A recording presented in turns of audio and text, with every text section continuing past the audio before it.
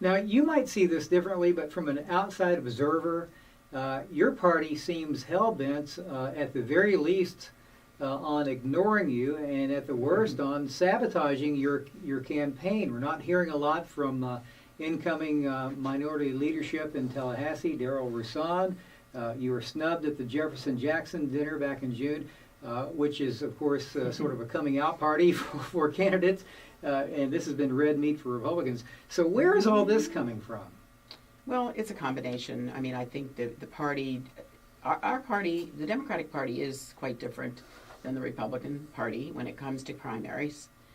I know when I was the Democratic leader in recruiting our candidates in 2010, we don't get involved in primaries, and the Republican Party heavily gets involved in primaries. So that's a big difference. I don't really expect that the party will be supporting me in a primary because we don't know who else will be in that primary. So I understand that. As far as the Jefferson-Jackson dinner, I think that was a mistake. I think it was wrong of them, and so do people all over the state of Florida. Now many observers say it's just a matter of time before Charlie Crist sort of jumps in officially in this race. So what will your strategy be if that happens? Charlie Crist, his Democratic bona fides were called into question back during the DNC. Many Democrats kind of suspicious of him.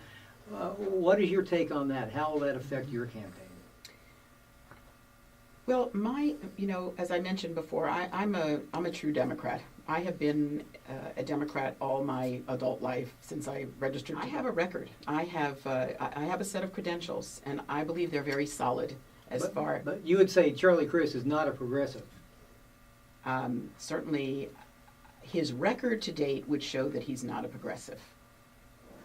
Now, I believe that actions speak louder than words, and I believe that if Charlie does come in and to a Democratic primary, he'll have his set of credentials and I'll have mine, and the Democratic voters in a Democratic primary will make the determination of who they best think represents their values. If Charlie Crist is the nominee, or perhaps another progressive is in the race, would you accept a role as lieutenant governor?